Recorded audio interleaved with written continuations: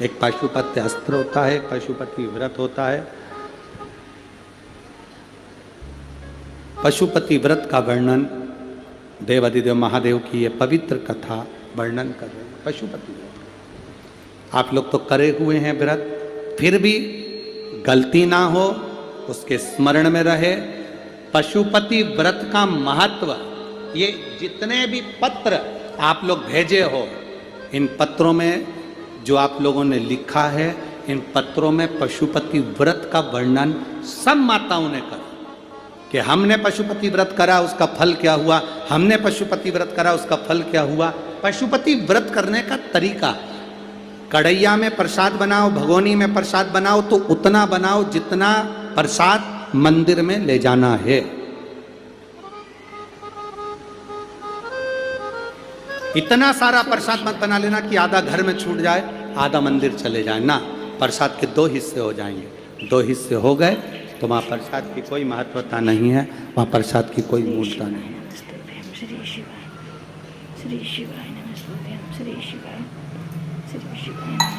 पहला सोमवार का व्रत किसी भी सोमवार से जब तुम्हारा मन करे, तब तुम्हारा दिल कर जाए कि मेरे को पशुपति व्रत करना है, उस दिन चालू करो।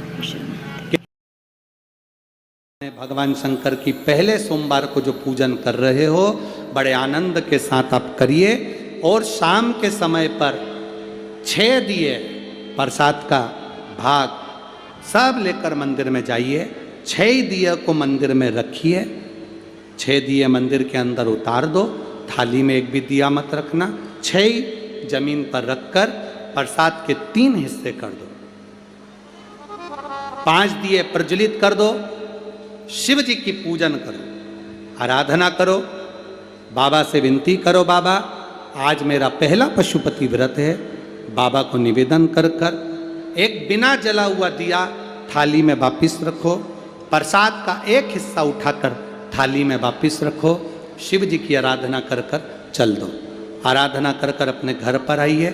घर में जब प्रवेश करो, अपने सीधे हाथ की ओर घर के बाहर बैठकर मुख दरवाजे की ओर होना चाहिए और घर की ओर मुख कर कर जो 6 नंबर का दिया है उसको प्रज्वलित कर दो, जलाकर अंदर प्रवेश कर जाओ।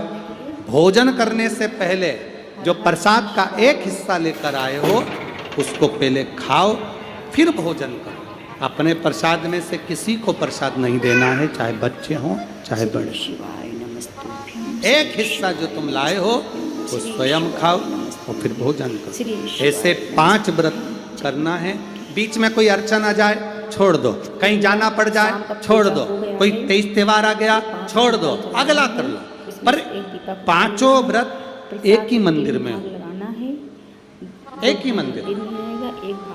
ऐसा नहीं कि 3 व्रत इस मंदिर में कर लिए, 4था व्रत उस मंदिर में कर लिया, 5वां व्रत उस मंदिर में कर लिया, ऐसा नहीं है। सारे व्रत एक ही मंदिर के अंदर होना चाहिए, एक मंदिर। श्री शिवाय नमस्तुभ्यं, श्री शिवाय। सभी व्रत एक मंदिर, श्री शिवाय नमस्तुभ्यं। और जब 5वां व्रत तुम्हारा पूर्ण हो, तब बाबा देवादिदेव महादेव को एक श्रीफल भेंट समर्पित करते हुए 108 चावल का दाना या फूल की पंखड़ी या बेलपत्र आदि का आदि जो भी आप समर्पित करना चाहें, बाबा को धीरे धीरे समर्पित कर कर बाबा से विनती करो, बाबा मैंने पशुपति व्रत करा है, मेरे व्रत को स्वीकार करना बाबा, आप इस व्रत को स्वीकार कर कर मुझे फल देना।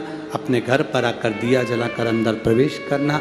मेरा पशुपति नाथ आपकी झोली खुशी से जरूर भरेगा, ये निश्चित। बोल बम का नारा है, सारी समस्या का हल। आप शंकर की आराधना कर रहे हैं, शिव तत्व को प्राप्त कर रहे हैं, उसका फल मिलेगा। समय आया, माता पार्वती जी बाबा देवादिदेव महादेव के नजदीक में विराजमान है। आज शंकर भगवान ने पार्वती से कहा, पार्वती इस तारकासुर का संहार हो गया, पर पार्वती तारकासुर के 3 पुत्रों को मारने से मेरा एक नाम प्रसिद्ध हुआ जिसको लोग पशुपति नाथ कहते हैं। एक बात अपने स्मरण में रखना, मान लो बहुत जरूरी काम है, बहुत जरूरी, और तुम पशुपति व्रत आज नहीं कर पा रहे हो, या सोमवार को तुम पशुपति व्रत चालू नहीं कर पाए, अब सोमवार आएगा 2-4 दिन के बाद, उसके पहले ही कोई काम आ गया और तुम्हारा काम बहुत ज़्यादा जरूरी है, तो पशुपति व्रत का जो संकल्प लिया जाता है, जैसे कि व्रत आएगा 2-3 दिन बाद और सोमवार आएगा 2-3 दिन बाद और व्रत करोगे 2-3 दिन बाद, और मालूम पड़े कोई काम अटका हुआ है, फंस गया और वो होना ही है, और तुमने मन से कहा मैं तेरे पशुपति व्रत करूंगी बाबा, तू मेरा काम सफल कर दे, तो उसके लिए सफेद पुष्प और एक चावल का दाना यदि तुम्हारे हाथ में है और तुमने मन से बाबा से कह दिया बाबा मुझे ये तकलीफ है, मुझे ये दुख है, मुझे ये कष्ट है, मैं पशुपतिनाथ का व्रत करूंगी बाबा, पशुपतिनाथ का व्रत करूंगी बाबा, आप मेरा व्रत स्वीकार करना, आज मेरा ये काम अटक गया है। अशोक सुंदरी वाली जगह पर वो सफेद पुष्प और चावल का दाना